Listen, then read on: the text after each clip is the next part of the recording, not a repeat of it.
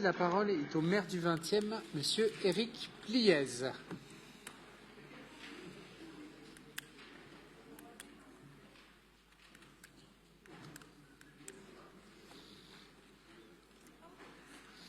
Voilà. Merci, Monsieur le maire.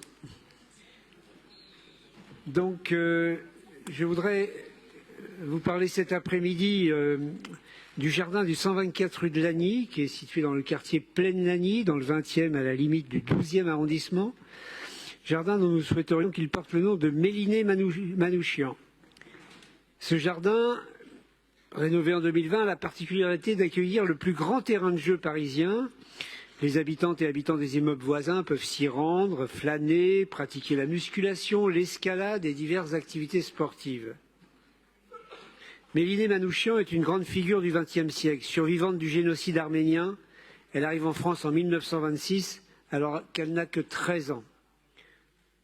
Par la suite, aux côtés de son mari, Misak Manouchian, elle entre en résistance contre l'occupant nazi au sein des francs-tireurs et partisans main-d'œuvre immigrés du Parti communiste français. Ses tâches sont alors variées, elle porte des messages, des armes, rédige des tracts, organise des réunions.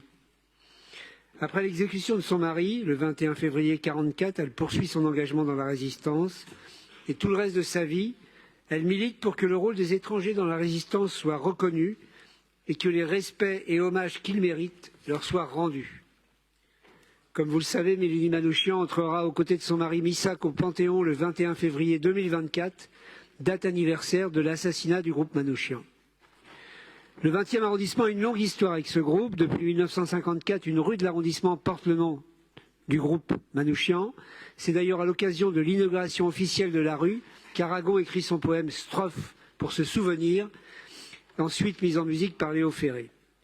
Il nous paraît donc essentiel, alors qu'elle s'apprête à entrer au Panthéon, d'honorer publiquement dans notre arrondissement la femme exceptionnelle qu'était Méliné Manouchian. Je profite de cette intervention pour vous convier à la programmation de la mairie du 20e à l'occasion du 80e anniversaire de l'exécution du groupe Manouchian.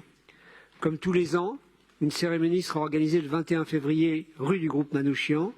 Cette année, nous organiserons également deux conférences, une le 24 février avec l'historien Denis Péchanski sur le rôle des étrangers dans la résistance et une le 9 mars sur le sport et la résistance avec notamment le footballeur Rail, dont nous parlions d'ailleurs sur un autre sujet ce matin. Vous pourrez trouver plus d'informations sur notre site. Je suis donc heureux de pouvoir aujourd'hui vous présenter ce projet d'hommage public à Méliné Manouchian et j'espère qu'il recueillera un vote unanime de notre Assemblée. Merci. Merci beaucoup.